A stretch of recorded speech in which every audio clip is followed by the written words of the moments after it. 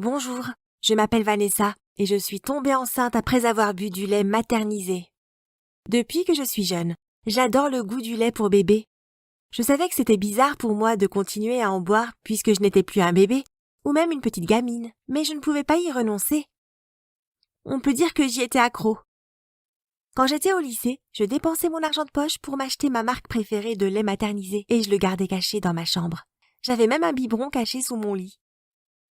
Je savais que les gens me traiteraient de folle s'ils découvraient ma friandise préférée. Alors je ne la buvais que lorsque j'étais sûre d'être seule. Mes parents n'avaient aucune idée de mon plaisir coupable et secret. Ils se demandaient bien pourquoi je n'utilisais pas mon argent pour aller au cinéma avec mes amis ou pour m'acheter de belles choses, mais ils se disaient que je faisais très attention à mes revenus. En réalité, je dépensais toutes mes économies pour acheter ma marque préférée de lait pour bébé, qui n'était pas bon marché. Vous savez peut-être que les préparations pour nourrissons se présentent sous 2 formes différentes, la poudre ou le lait liquide. Honnêtement, j'ai toujours préféré le lait en poudre, car je pouvais choisir la quantité d'eau que j'y ajoutais et donc décider de l'épaisseur ou de la finesse de mon lait ce jour-là. Je m'achetais du lait liquide quand je savais que je serais loin de ma chambre et que je n'aurais pas accès à ma réserve secrète. Par exemple, lorsque je partais en voyage avec mes parents ou en camping avec mes amis, je devais prendre ces petits cartons de lait pour bébé et les cacher dans mes sacs. J'ai failli me faire prendre à plusieurs reprises, mais heureusement, personne n'a jamais découvert mon secret.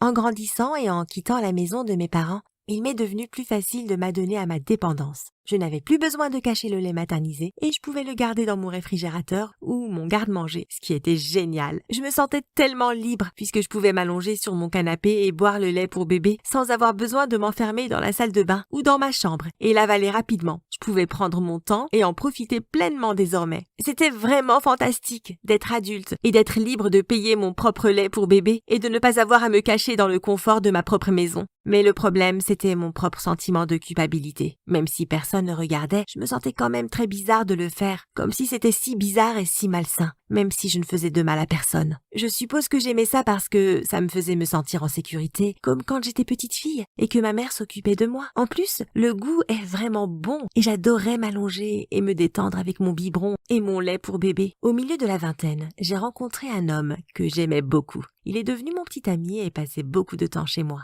Cela m'obligeait à me cacher à nouveau quand je buvais mon lait ou à attendre qu'il ne soit plus là pour m'offrir mon plaisir coupable. Au bout d'un certain temps, j'ai décidé que je ne voulais plus me cacher de lui. S'il ne m'acceptait pas tel que j'étais, peut-être que notre relation n'était pas bonne pour moi. J'ai donc pris mon courage à 2 mains et je l'ai fait asseoir un jour. Je lui ai montré ma réserve de lait maternisé et mes biberons et lui ai expliqué que j'aimais en boire et que je le faisais depuis que j'étais jeune.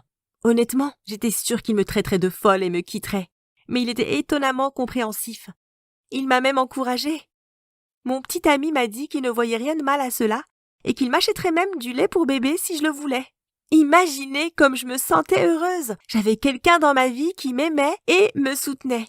Et ne pensait pas du tout que mon addiction au lait pour bébé était bizarre. Il a donc commencé à m'acheter ma marque préférée et à me le rapporter à la maison. J'étais sûre qu'il était le bon homme pour moi et que nous allions finir par nous marier. Un jour, il m'a fait mon biberon et quand j'ai commencé à le boire, il y avait quelque chose qui clochait avec le goût. Il n'avait pas mauvais goût, il était juste différent. Je lui ai demandé s'il avait acheté une autre marque et il m'a répondu que non. Peut-être qu'il avait simplement changé légèrement les ingrédients, a-t-il expliqué. Je l'ai ignoré et j'ai bu le reste de mon biberon. Je n'y ai plus pensé jusqu'à ce que quelques semaines plus tard, les choses ont commencé à changer. Je tombais malade tous les matins et je me sentais bizarre. Je n'ai pas eu mes règles ce mois-là.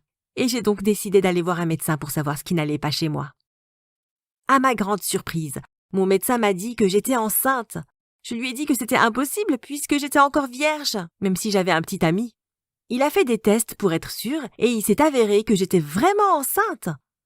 Je n'arrivais pas à y croire. Comment était-ce possible? Peut-être que mon petit ami avait glissé quelque chose dans mon biberon?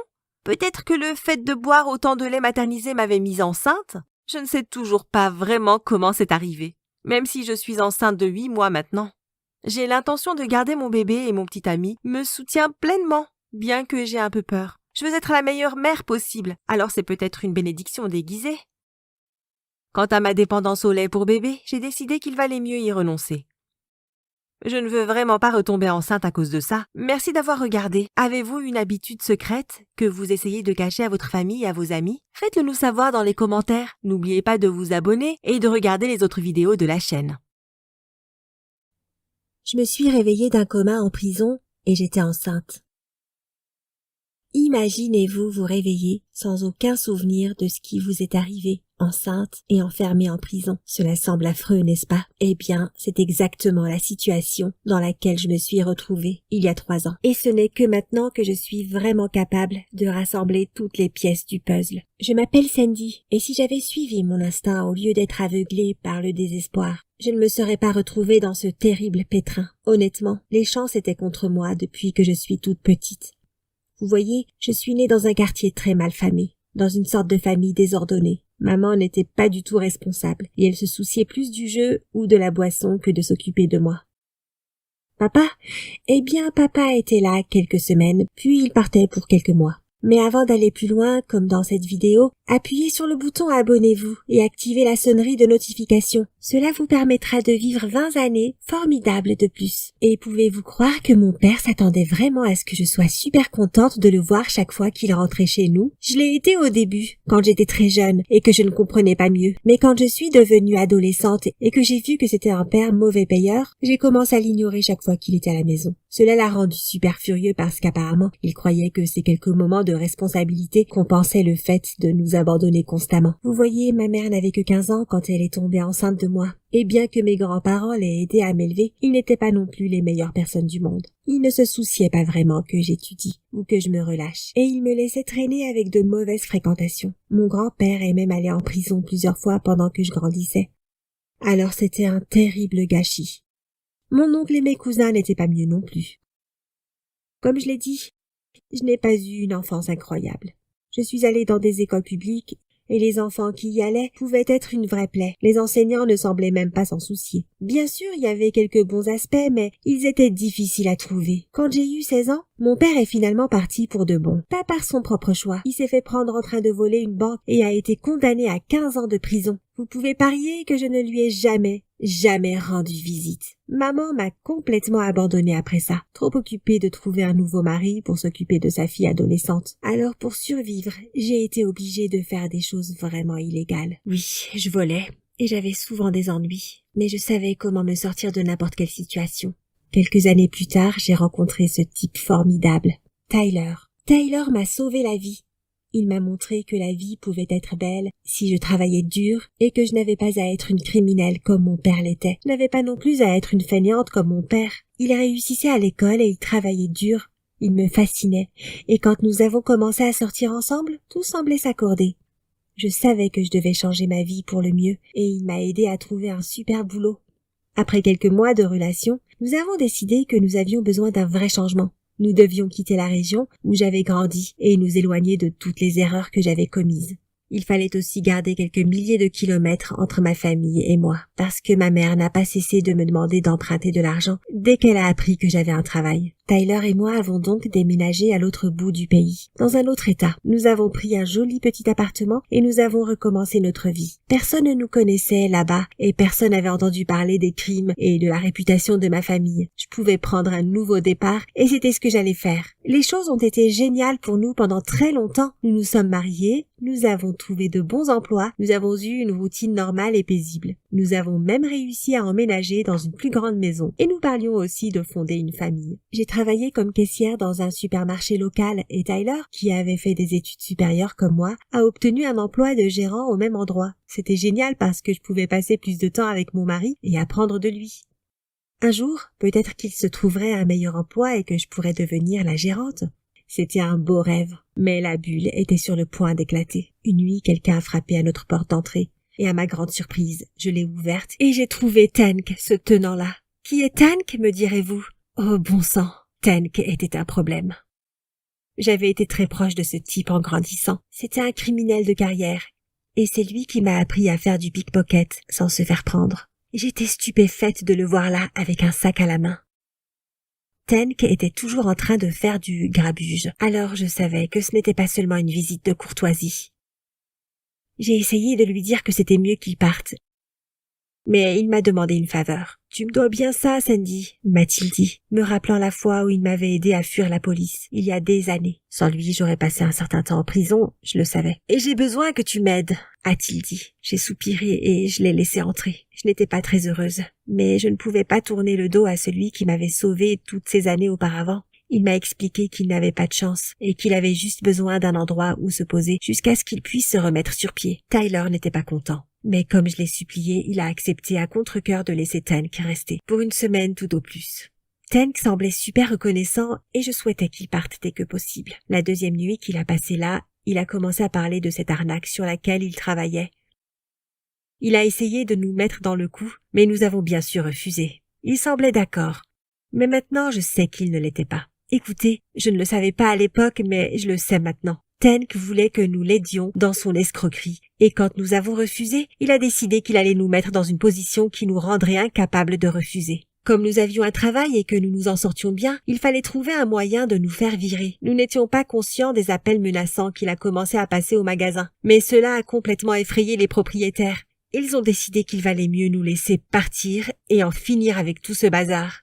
On m'en a parlé bien des années plus tard, quand j'ai finalement été libérée de prison. Tout d'un coup, mon mari et moi avons été virés du supermarché. Nous n'arrivions pas à y croire. Nous avons essayé de demander pourquoi cela se passait, mais les propriétaires ont refusé de nous en donner la raison. Ils ont juste dit que nous devions partir tout de suite. Une voiture avait heurté le côté de notre véhicule, et je ne me souviens plus de rien après cela. Tout ce que je sais, c'est que je me suis réveillée attachée à un lit d'hôpital et que tout me faisait mal. J'ai regardé autour de moi en état de choc. L'endroit ne ressemblait pas à une chambre d'hôpital ordinaire, et à mon grand étonnement, mon estomac était gonflé et large. Il fallait que je sois enceinte d'au moins 6 mois. Un médecin est intervenu et m'a calmée. Il m'a expliqué que moi et les gars que je conduisais à l'écart d'une scène de crime avions eu un terrible accident. J'ai été plongée dans un coma artificiel en raison de risques pour ma santé. Et les médecins ont vite compris que j'étais enceinte. Apparemment, au moment de l'accident, je n'en étais qu'à 2 ou 3 semaines. C'était un miracle complet que je n'ai pas perdu le bébé dans l'accident de voiture.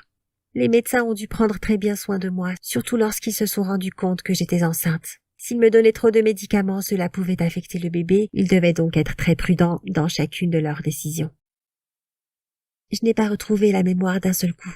Cela m'a pris beaucoup de temps et beaucoup d'efforts aussi. J'ai dû travailler chaque semaine avec un thérapeute, et c'était vraiment traumatisant. Croyez-moi quand je vous dis que j'ai eu le cœur brisé. Je ne pouvais pas croire que j'avais perdu 6 mois de ma grossesse, ma liberté et mon mari d'un seul coup.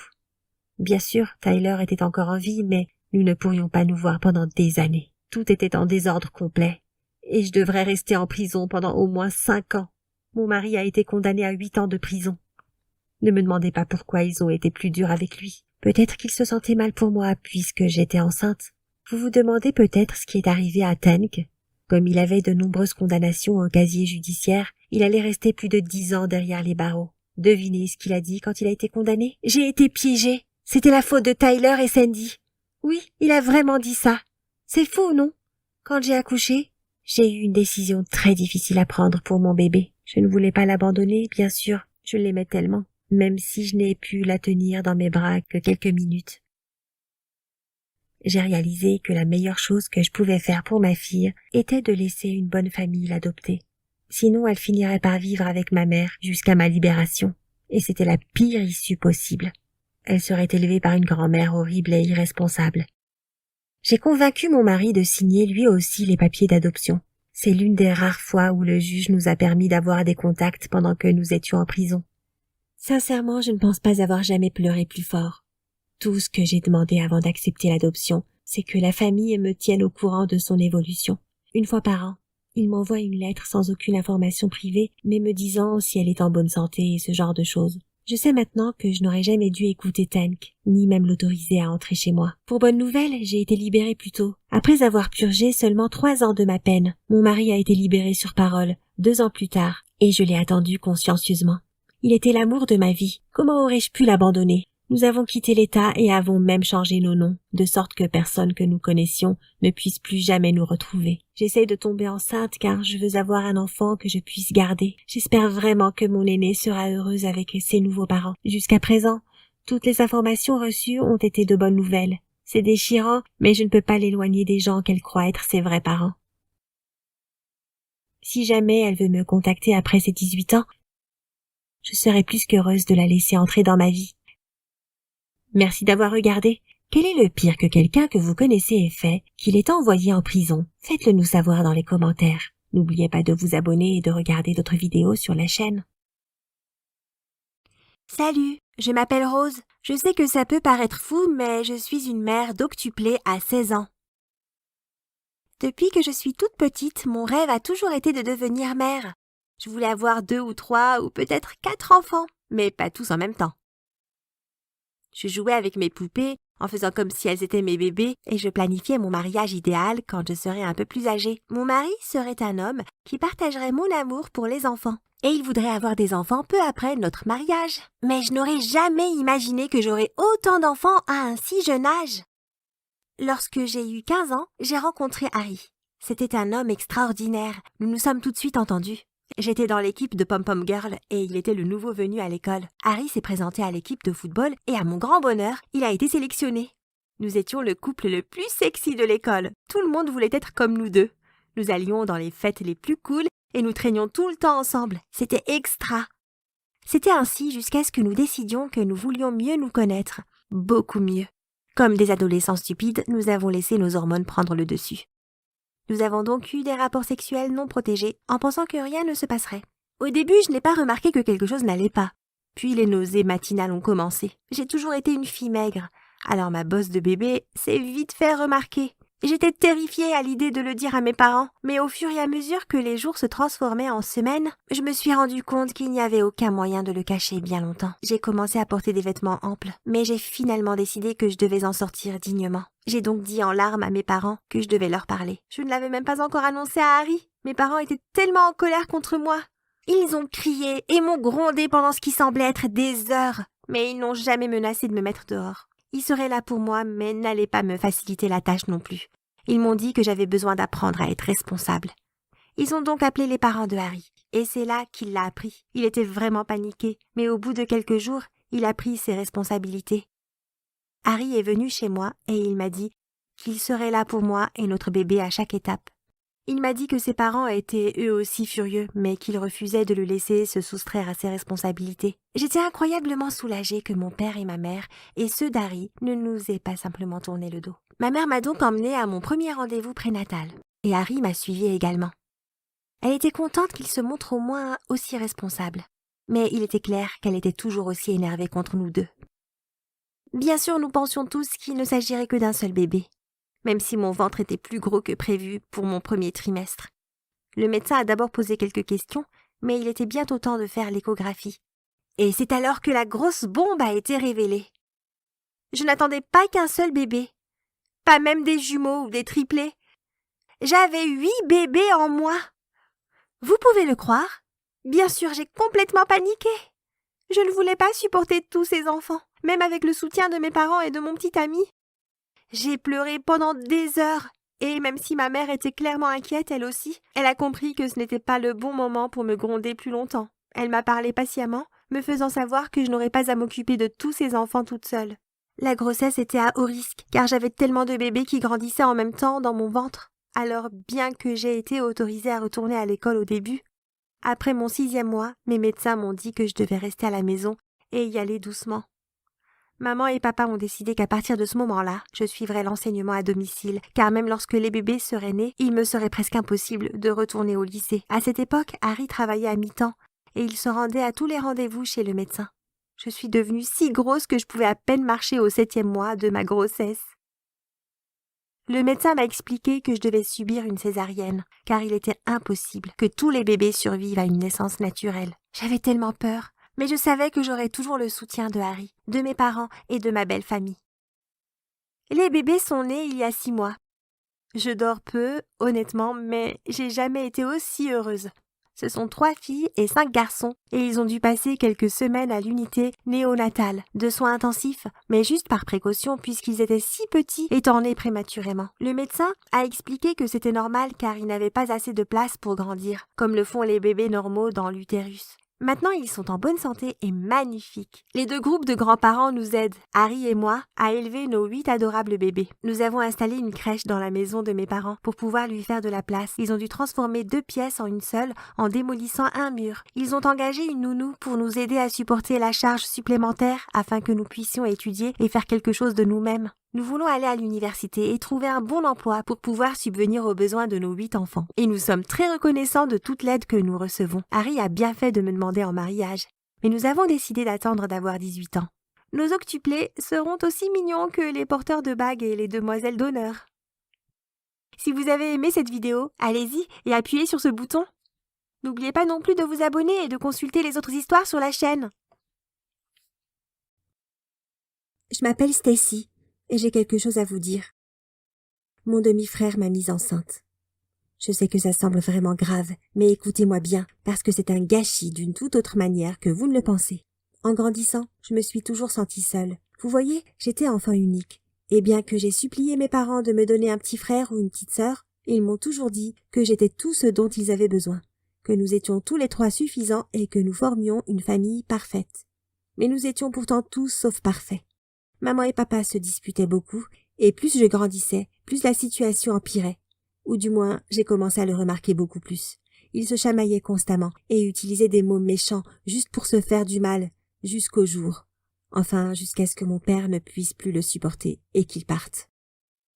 Le divorce a été pénible. Mes parents ont continué à se disputer, mais cette fois-ci, il y avait des avocats impliqués.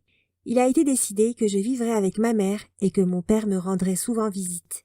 Mais cela s'est souvent transformé en parfois et parfois en rarement. Je n'ai plus du tout de bonnes relations avec mon père désormais. Les années ont passé et je détestais voir ma mère si triste. C'était déchirant. Alors j'ai été si heureuse quand elle a finalement recommencé à sortir avec quelqu'un. Ce nouveau mec était génial. Il était drôle et intelligent et il faisait sourire ma mère. Je me suis donc très bien comportée avec lui, ne voulant pas lui donner d'excuses pour larguer ma mère. Il y avait une autre raison pour laquelle j'aimais qu'il soit là. Son fils, Billy. Vous voyez, Billy avait mon âge et il était si mignon. Il était plein d'esprit et hilarant, et son sourire me faisait rougir à chaque fois. J'aimais être avec lui. Et nous jouions ensemble tout le temps. Quand maman et le père de Billy ont décidé d'emménager ensemble, je n'aurais pas pu être plus heureuse. Non seulement maman a recommencé à se comporter comme avant, mais j'avais mon meilleur ami à mes côtés tout le temps. C'était formidable. Nous avions 12 ans à l'époque, et à ce moment-là, je ne pensais même pas au fait que je l'aimais vraiment, vraiment bien. Les années ont passé, et quand j'ai eu 16 ans, ma mère et le père de Billy, Jérémy, ont décidé de se marier. J'ai pu porter une magnifique robe bleue et être la demoiselle d'honneur de ma mère, ce qui était fabuleux. Et Billy était incroyablement beau dans un costume noir assorti à celui de son père. C'est la première fois que j'ai réalisé à quel point je l'aimais, plus que comme un ami, ou même un demi-frère, vous savez. Et c'est là que les choses ont commencé à se gâter. Nous étions tout simplement plus que des enfants, des adolescents. Nos hormones prenaient le dessus et nous vivions ensemble, mais nos parents ne s'inquiétaient pas vraiment car ils pensaient que nous nous considérions comme frères et sœurs. Ça a commencé par un baiser, mais il n'a pas fallu longtemps avant que nous nous batifolions et que nous nous enfermions dans ma chambre chaque fois que ma mère et son père n'étaient pas là. Au début, j'étais très timide, mais peu à peu, j'ai pris confiance en moi et j'ai aimé la façon dont il me faisait me sentir. Le fait est que nous étions des adolescents stupides et nous ne pensions pas vraiment aux conséquences de nos actes. Nous n'utilisions pas vraiment de protection non plus.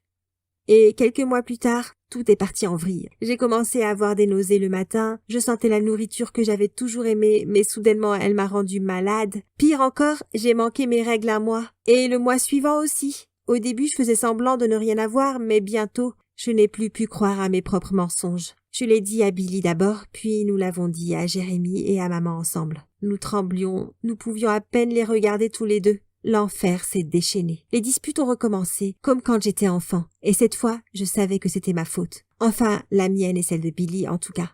Maman et Jérémy se disputaient tous les jours. Les choses sont devenues si désagréables. Maman était furieuse. Elle ne me parlait pas du tout. Pendant ce temps, mon ventre devenait de plus en plus gros chaque jour. Je voulais que Billy me promette qu'il serait toujours là pour moi et le bébé. Mais ce ne serait pas le cas, même si je lui demandais tant et plus. C'est alors que j'ai réalisé qu'il m'échappait et qu'il n'allait pas être père. J'étais trop jeune pour m'occuper de tout ça par moi-même. Et je me sentais si seule. Finalement, Jérémy et ma mère ont divorcé. Son deuxième divorce. Billy est parti avec son père. Et il n'est même pas venu me dire au revoir. Il est juste parti. Il n'a plus jamais posé de questions sur le bébé après ça, ce qui était vraiment un crève-cœur à l'époque. Mais j'en ai pris mon parti maintenant. Je n'ai pas besoin de lui pour élever mon bébé. C'est une fille, et la semaine dernière, elle a eu 1 an. Je l'ai appelée Lily, comme ma mère, dans l'espoir qu'elle me pardonne enfin d'avoir gâché ma vie et la sienne avec mes erreurs. Je travaille dur pour subvenir aux besoins de Lily, mais j'ai quelqu'un pour m'aider avec elle maintenant. Mon incroyable maman. Elle est mon roc et mon soutien, ce qui me permet à la fois d'étudier et de travailler afin que je puisse donner à ma fille la meilleure vie possible. Je vous avais dit que c'était une histoire tordue, mais vous savez quoi?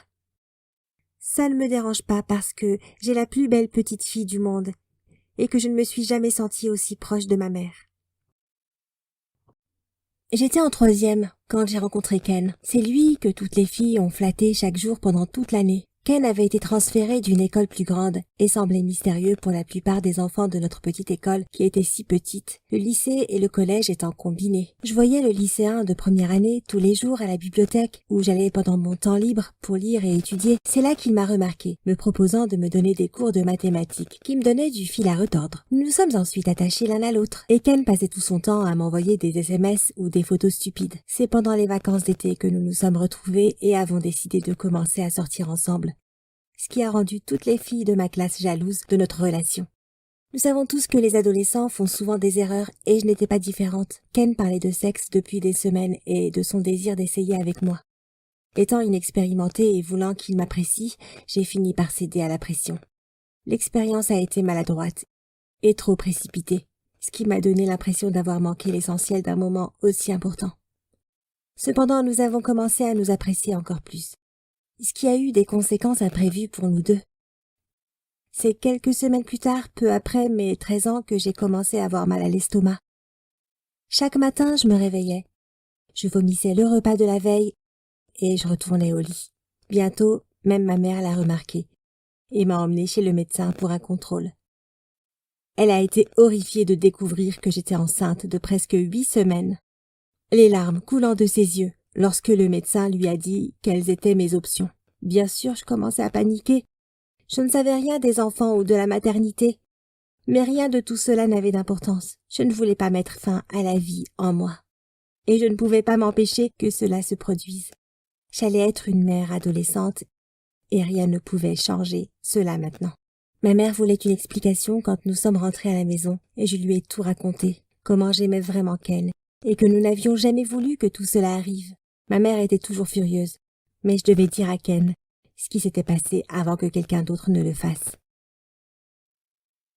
Je l'ai appelé pour lui dire que nous devions nous rencontrer et il a accepté, décidant d'une rencontre juste au coin de la rue, dans le parc local. Quand il s'est montré et que je lui ai annoncé la nouvelle, il a eu l'air offensé, comme si je lui mentais sur mon état. Il m'a dit qu'il ne voulait rien avoir à faire avec l'enfant et que ce n'était probablement même pas le sien. J'étais en rage en rentrant chez moi pour raconter à ma mère ce qui s'était passé. Elle semblait déjà avoir compris, me préparant au prochain rendez-vous et cours pour mieux me préparer à la tâche monumentale qui m'attendait. J'ai senti mon enfant grandir et bouger chaque jour, même à l'école où les autres me traitaient différemment par rapport au passé. La plupart des filles de ma classe, lorsqu'elles ont découvert qu'il m'avait mise enceinte, s'en étaient prises à Ken, refusant même de lui parler. Même les filles de la classe supérieure ont refusé de lui adresser un regard, ce qui l'a fait changer d'école au milieu de sa 2e année.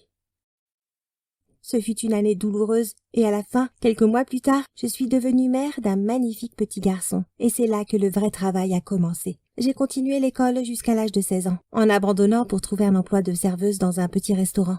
J'étais devenue renfermée et j'évitais de traîner avec tous mes amis, car tout mon monde tournait autour de mon jeune fils. Ma mère m'a aidée de bien des façons en nous permettant de vivre avec elle pendant que je faisais de longues journées de travail pour essayer de me payer l'essentiel. Une fois qu'il a été assez âgé pour aller à la garderie, j'ai décidé de retourner à l'école et d'obtenir mon brevet d'enseignement général, puis de m'inscrire dans un collège communautaire pour poursuivre mes études et me préparer à une vie meilleure. Ces longues années à se débrouiller, à vivre avec ma mère et à obtenir mon diplôme de base ont été difficiles et m'ont endurci pour le monde à venir. Si j'ai un conseil à donner aux personnes qui regardent ceci, attendez, je vous en prie d'être prêts. Et ne laissez personne vous pousser à faire ce que vous ne voulez pas. Salut, je m'appelle Angela et je sais que vous allez penser que je suis folle parce que, je suis tombée enceinte du grand-père de mon petit ami. Je sais que ça a l'air fou. Comment c'est arrivé? C'est une longue histoire, alors laissez-moi vous raconter. C'est un peu une aventure effrénée, alors bouclez votre ceinture. Depuis mon adolescence, j'ai un faible pour les hommes plus âgés. On peut dire que j'ai des soucis avec mon père, mais je ne sais pas si c'est la raison. Je trouve juste que les hommes plus âgés sont bien plus attirants que les hommes de mon âge. Mais je savais que ce n'était pas bien de sortir avec quelqu'un qui a 2 ou 3 fois mon âge, alors je me suis contentée des garçons plus jeunes.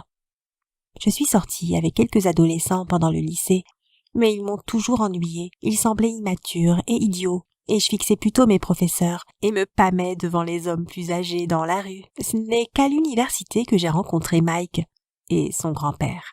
Le grand-père de Mike, John, n'était pas aussi âgé que vous pouvez l'imaginer. Ce n'était pas un vieux crouton ridé, il avait la fin de la 50aine, ou le début de la 60aine car il s'est marié et a eu un enfant jeune. Le père de Mike n'était pas sur la photo, il avait mis la mère de Mike enceinte à 17 ou 18 ans et n'avait jamais assumé la responsabilité de son bébé. La fille de John est morte quelques années plus tard. C'est donc lui qui a fini par élever Mike. Même si nous étions à l'université, Mike vivait toujours à la maison avec son grand-père. Il avait été accepté par une université proche de chez lui, et cela n'avait pas de sens pour lui de vivre sur le campus. Honnêtement, j'ai tout de suite aimé Mike. Il était mûr et doux, très intelligent, ce que je trouvais si attirant. Nous avons commencé à nous fréquenter peu après notre rencontre, et tout se passait bien au début, c'était jusqu'à ce que je rencontre John. La première fois que Mike m'a emmené chez lui pour rencontrer sa famille, je n'arrivais pas à y croire. John était tellement sexy, plus âgé, mais toujours en forme et tellement charmant. Il m'a émerveillée et j'ai passé toute la soirée à discuter avec lui et à profiter de sa compagnie. Mike n'était pas du tout jaloux. Il était simplement heureux que sa petite amie et son grand-père s'entendent si bien. Sans jamais imaginer que j'étais attirée par un homme 3 fois plus âgé que moi. Je sais que c'est malsain, mais j'ai continué à sortir avec Mike, surtout pour pouvoir fréquenter John. Enfin, Mike était un type bien, et je l'aimais vraiment bien, mais mon véritable intérêt a changé au moment où j'ai rencontré l'homme plus âgé. J'ai commencé à me rendre chez lui quand je savais que Mike était en cours, et John m'a souvent proposé d'attendre que mon petit ami revienne dans sa chambre. C'est ce que j'ai fait au début, mais ensuite je descendais pour prendre un verre d'eau ou toute autre excuse que je pouvais trouver. John et moi discutions et rions jusqu'à ce que Mike arrive, et peu à peu nous avons commencé à bien nous entendre. Je voulais être avec lui, mais je ne savais pas comment le lui faire savoir. Je flirtais et battais des cils sans être trop brutale, mais il semblait ne jamais s'en apercevoir. Vraiment, je pense qu'il faisait l'idiot et prétendait ne pas réaliser ce que je faisais, en essayant d'être un bon grand-père pour Mike. Mais finalement, l'alchimie entre nous est devenue trop intense pour que nous l'ignorions plus longtemps. J'ai commencé à aller chez lui tous les quelques jours. Toujours quand mon petit ami n'était pas là, juste pour être avec John. Les choses sont devenues si évidentes que les étudiants du campus ont commencé à répandre des rumeurs selon lesquelles je trompais Mike avec un ami plus âgé. Je blâme mes amis pour cela car j'ai parlé à quelques-unes d'entre elles de cet homme sexy pour lequel j'avais le béguin. Il est clair qu'elles ne pouvaient pas garder un secret. Mike m'a confrontée et bien sûr j'ai nié. Je ne voulais pas le perdre, ni son grand-père. C'est à peu près à cette époque que j'ai commencé à vraiment foirer, parce que ce n'était plus suffisant d'être intime avec John. Je voulais savoir s'il pouvait me faire tomber enceinte. Et donc, j'ai arrêté la pilule. Je sais que c'est tordu, mais je ne vous dirai pas que c'était une erreur. Je l'ai fait exprès, et en quelques semaines, je suis tombée enceinte de John. Le grand-père de mon petit ami. Finalement, j'ai décidé que je devais être honnête avec Mike à propos de ce qui se passait. Je lui ai fait savoir que j'avais une aventure avec son grand-père et qu'il m'avait mise enceinte. Vous pouvez imaginer à quel point cette conversation s'est bien passée. Mike a rompu avec moi et bien qu'il me manque, je comprends que c'était la bonne chose à faire. Mais je vois toujours John et je peux dire qu'il m'aime aussi beaucoup. J'ai parlé à John de ma grossesse et il a fait ce qu'il fallait faire. John m'a assuré qu'il s'occuperait de notre bébé car j'ai décidé de le garder. Je donnerai naissance à une petite fille en bonne santé dans environ 2 mois et je ne pourrai pas être plus heureuse. Mike est très fâché contre nous deux et je ne peux pas vraiment lui en vouloir, mais le cœur veut ce qu'il veut. Il a finalement décidé de s'installer dans un dortoir sur le campus et semble aller beaucoup mieux maintenant. Merci à tous d'avoir regardé. Quelle est la chose la plus folle que vous ayez faite par amour? Faites-le nous savoir dans les commentaires et n'oubliez pas de vous abonner et de regarder les autres vidéos de la chaîne. Salut, je m'appelle Sally et je dois faire avec un problème vraiment improbable. Mon petit ami, ou plutôt mon ex-petit ami, a mis ma mère enceinte. Je sortais avec Marc depuis un peu plus d'1 mois quand ma mère l'a enfin rencontré. Je l'avoue, j'aurais dû remarquer dès le départ qu'il y avait quelque chose de bizarre, mais j'avais trop confiance. Vous voyez, Marc avait les yeux qui brillaient quand il a vu ma mère. Ma mère était divorcée et plutôt jeune en plus. Elle entrait tout juste dans la quarantaine et prenait vraiment très bien soin d'elle. Papa est parti quelques années plus tôt et ils ont divorcé peu de temps après. Je dois dire que je n'ai pas été affectée par le divorce de mes parents pendant trop longtemps. Ils se disputaient tout le temps, alors c'était un soulagement quand ils ont enfin arrêté de se torturer l'un l'autre. Mon père m'a promis qu'on se verrait souvent, et il a toujours tenu sa promesse. J'ai une très bonne relation avec lui. En fait, il m'a même beaucoup aidé avec tout ce désordre. Ma mère était très avenante envers Marc, et bien que je trouvais ça un peu étrange, je pensais qu'elle voulait juste me faire plaisir. Après tout, il était mon premier vrai petit ami. J'étais sortie avec quelques garçons avant, mais je ne les avais jamais présentés à ma mère ni rendu ma relation officielle. Si j'avais su quelle personne horrible allait devenir Marc, je ne l'aurais jamais présenté à ma mère. Ma mère et Marc étaient très amicaux l'un envers l'autre. Ils pouvaient rester pour le dîner ou le souper et ils discutaient tous les deux étant donné que l'on mangeait tous ensemble. Elle pouvait et lui posait des questions concernant ses études, son travail, ses amis. Parfois cela devenait gênant, mais je me disais que ma mère voulait juste être gentille. Mes amis parfois me taquinaient car même elle semblait se rendre compte à quel point ma mère et mon petit ami pouvaient être de bons amis. J'ai quand même fui la conversation, comme j'avais entièrement confiance en eux. De plus, ma mère avait 2 fois l'âge de Marc. Il ne pouvait décemment pas trouver ma mère séduisante, n'est-ce pas? J'avais faux. Un soir, alors que nous regardions la télé, Marc a fait remarquer à quel point une certaine actrice plus âgée était particulièrement attirante. J'ai trouvé ça plutôt étrange, alors je lui ai demandé ce qu'il pensait de ma mère. Il a admis qu'il pensait qu'elle était une pure beauté. J'étais choquée qu'il dise ça aussi facilement, plus particulièrement à sa propre fille, qui sortait avec lui. J'étais agacée et nous nous sommes un peu disputés, mais quelques jours plus tard, j'ai décidé de lui pardonner. Après tout, il pensait juste qu'elle était séduisante. C'était pas comme s'il allait faire quoi que ce soit. Plusieurs mois sont passés et ma mère a commencé à avoir d'étranges symptômes. Elle était malade le matin et se sentait tout le temps fatiguée. C'est alors que nous avons toutes les deux remarqué que son ventre commençait à grossir. Ma mère pensait même qu'elle ne pouvait plus tomber enceinte étant donné qu'elle croyait être entrée en âge de préménopause. Mais elle se trompait. Après une visite médicale, elle s'est assise et m'a annoncé que j'allais avoir un petit frère ou une petite sœur. J'étais si surprise. De ce que je savais, elle n'était sortie avec personne. Elle ne sortait jamais le soir et sortait seulement pour voir quelques amis. Après son divorce, ma mère s'était concentrée sur son travail. Et bien qu'elle aurait pu rencontrer quelqu'un là-bas, j'aurais dû savoir quelque chose, non? Ma mère a fini par avouer en pleurant qu'elle se sentait si seule depuis que mon père était parti. Elle me dit alors que l'attention que lui donnait Marc lui a fait se sentir jeune et belle à nouveau, que leur aventure avait démarré par des flirts stupides innocents, mais que très vite, ils s'étaient retrouvés à se voir en cachette derrière mon dos, et qu'il était le père. Imaginez mon étonnement quand j'ai entendu cette confession.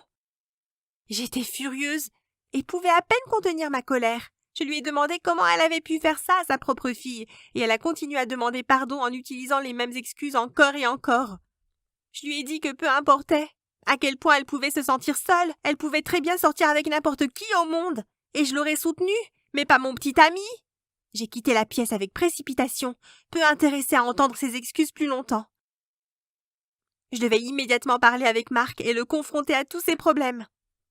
Quand je suis arrivée chez lui, je l'ai giflé sans attendre. Je lui ai dit que je savais tout, et que je ne pouvais pas croire qu'il m'ait trahi de la sorte. Le pire a été sa réaction. Il était dépassé par mes accusations. Marc a tout avoué sans même s'excuser. Il m'a dit que tous ses amis pensaient qu'il était un goujat à sortir avec la jeune fille sexy et sa mère en manque. Marc était fier de tout ce qu'il avait fait. Je n'ai pas honte de dire que je l'ai giflé très fort. Il le méritait après tout ce qu'il m'avait fait. J'ai couru jusqu'à la maison de mon père et lui ai tout raconté. Il était encore plus en colère que moi, consterné que ma mère ait pu faire ça à sa propre fille. Comme je ne voulais plus vivre avec ma mère plus longtemps, j'ai déménagé chez lui. Ce que ma mère et Marc m'ont fait a complètement détruit ma relation avec ma mère. Elle m'appelle souvent, mais je ne décroche jamais le téléphone, ni ne réponds à ses SMS. Je ne pense pas pouvoir la pardonner un jour. Mais j'aimerais pouvoir voir ma petite sœur qui va naître dans quelques mois. Alors je suis un peu partagée. J'imagine que je devrais parler à nouveau avec ma mère. Mais jamais je n'oublierai ce qu'elle a fait. Comme vous pouvez l'imaginer, je n'ai plus jamais parlé à Marc. Je me suis rendu compte que les garçons n'en valent pas du tout la peine. Merci d'avoir regardé cette vidéo. Si vous avez apprécié entendre mon cauchemar, lâchez un j'aime et partagez avec vos amis. N'oubliez pas de vous abonner et d'aller voir les autres histoires sur ma chaîne. Bonjour, je m'appelle Isabelle et j'avais grandi comme fille unique et j'avais toujours voulu un frère ou une sœur. Je demandais à mes parents plusieurs fois par an, depuis plus de 5 ans, un frère ou une sœur. J'avais vu des amis, des cousins et des voisins qui jouaient tous avec leurs frères ou sœurs et je me demandais pourquoi mes parents ne voulaient pas me donner un camarade de jeu à moi. Quand j'ai eu 12 ans, mes parents m'ont fait asseoir pour la fameuse discussion, et ce ne fut pas aussi catastrophique que je l'avais imaginé. J'ai toujours été têtue et exigeante, mais lorsque la vérité surtout a été révélée, je me suis sentie doublement trompée. Je savais à l'époque que les bébés ne venaient pas des cigognes ou d'un autre royaume magique, et grâce à Internet, je comprenais tout ce que mes parents essayaient de me dire. Mais cela ne m'a pas empêché de les interroger. Je leur demandais tout le temps quand ils prévoyaient d'avoir un autre bébé, et leurs réponses typiques étaient généralement les mêmes. « Bientôt, ma citrouille » a toujours été leur manière de se défausser, ou « nous en discuterions une autre fois » était une autre de leurs favorites. « Nous n'avons tout simplement pas le temps » était une excuse que mon père aimait utiliser lorsque je le harcelais. Cependant, le jour de mes 14 ans, j'ai décidé qu'il fallait faire quelque chose. J'aimais mes parents. J'aimais qu'on me serve des repas et parfois je comprenais que j'étais gâtée. Cependant, je voulais un frère ou une sœur avec qui partager des secrets, en prendre soin et profiter de tout ce que les autres semblaient apprécier. J'avais attendu assez longtemps. Après qu'on m'eût dit à plusieurs reprises que ce serait tôt ou tard, j'ai pris les choses en main. C'était les vacances d'été et j'étais seule à la maison. Papa travaillait dans son bureau de comptable à l'autre bout de la ville et maman montrait des listes de biens immobiliers à ses clients dans une banlieue voisine. Je me suis faufilée dans la chambre de mes parents. Et j'ai commencé à regarder autour de moi, à vérifier les tiroirs de la commode, les tables de chevet, les paniers de placards et les boîtes à secrets cachées sous le lit. Je n'ai pas trouvé ce que je cherchais et je suis allée aux toilettes, en cherchant frénétiquement l'emballage carré métallique. Quelques minutes plus tard, j'étais sur le point d'abandonner, ne trouvant aucun signe de mon ennemi nulle part. Aurais-je pu me tromper? Je savais que j'avais déjà vu des préservatifs dans le portefeuille de papa, mais j'étais sûre qu'il en aurait ici, dans la chambre. Puis, ça m'a frappée. Je rendais la recherche compliquée. Je me suis approchée du lit, j'ai soulevé le coin de leur grand matelas géant et je l'ai trouvé. Il y avait là, disposée en travers du cadre, une ribambelle de préservatifs. Je n'ai pas réfléchi à 2 fois. N'ai pas hésité, jetant un bref coup d'œil à la fenêtre et par-dessus mon épaule avant de sortir le poinçon que j'avais dans ma poche. J'ai martelé l'emballage en faisant des trous, au moins 2 dans chaque préservatif, avant de les remettre sous le matelas et de la baisser. J'ai jeté un nouveau coup d'œil dans la pièce avant de courir vers la mienne, fermant la porte avec un sourire satisfait. Enfin le travail pourrait commencer, et je pourrais bientôt avoir un petit frère ou une petite sœur en route. Il y a eu un silence pendant des semaines. Aucun des 2 ne mentionnait quoi que ce soit qui sortent de l'ordinaire. Ils agissaient normalement, évitant mes questions sur les frères et sœurs, qui, à leur grande âme, devenaient plus fréquentes. Nous sommes allés en vacances à la maison du lac de mes grands-parents, dans le nord, et toujours rien. Je pouvais observer mes jeunes cousins jouant ensemble dans le lac, sur les quais et dans la cour, et je me demandais si j'étais même destinée à être une sœur. Peut-être raisonnais-je que l'univers n'était tout simplement pas d'accord avec cette idée. C'est alors que ma mère nous a tous réunis pour faire une annonce. Avec un immense sourire sur le visage, elle nous a annoncé à tous qu'elle était enceinte. J'étais enthousiaste.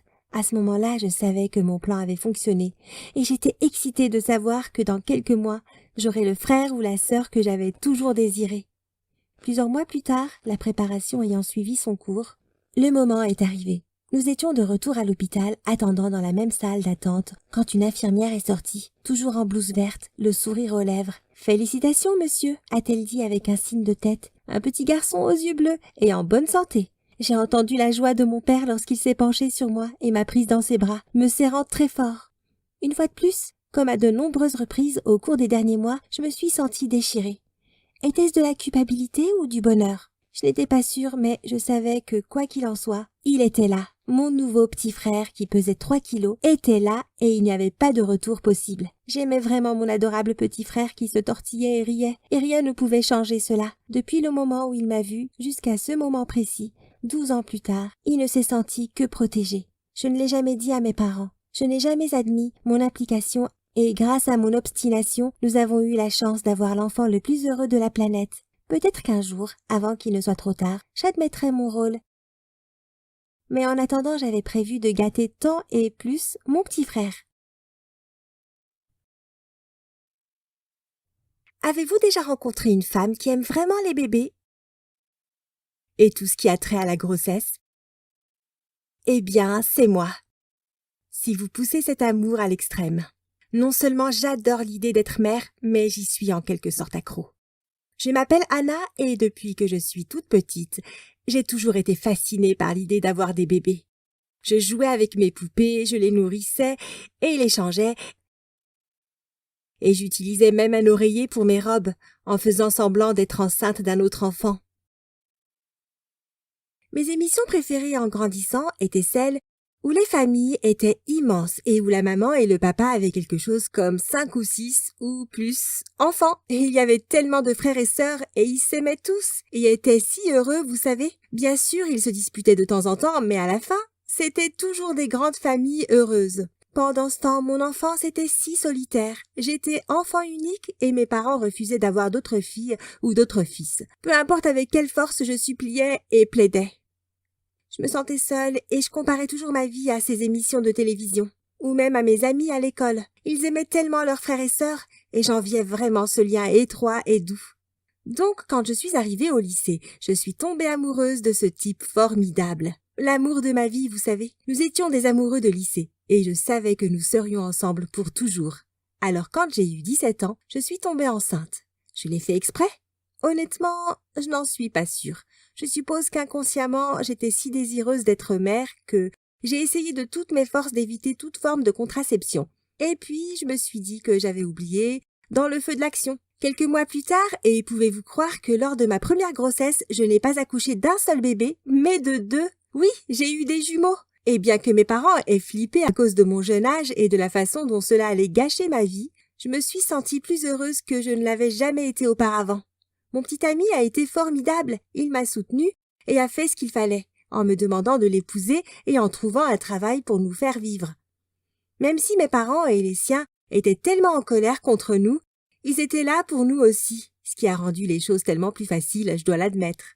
Mais ce n'est pas comme si j'étais couchée sur mon lit et que je laissais les autres s'occuper de mes affaires à ma place. J'étais une mère vraiment responsable. Et je prenais soin de mes bébés tous les jours. Je les aimais énormément et j'ai découvert qu'ils me rendaient vraiment aussi heureuse que je pensais qu'ils le feraient. Ne vous méprenez pas, ce n'était pas facile. J'ai dû continuer à étudier alors que j'étais une mère adolescente et quand ils pleuraient tous les deux en même temps, parfois cela m'exaspérait. Mais je n'aurais rien changé pour rien au monde. Le fait est que lorsque j'ai remarqué à quel point mon mari adorait nos petits jumeaux, cela m'a fait réfléchir au fait que j'avais toujours voulu une plus grande famille. Heureusement pour moi. Après en avoir parlé à Arthur, il a accepté d'essayer d'avoir plus de bébés. Imaginez mon bonheur quand il a dit oui. C'était l'homme qu'il me fallait. Je l'avais toujours su. Et il y avait là la preuve que nous étions faits pour être ensemble. Il ne m'a pas fallu longtemps pour tomber enceinte. Et à ma grande surprise, il s'agissait à nouveau de jumeaux.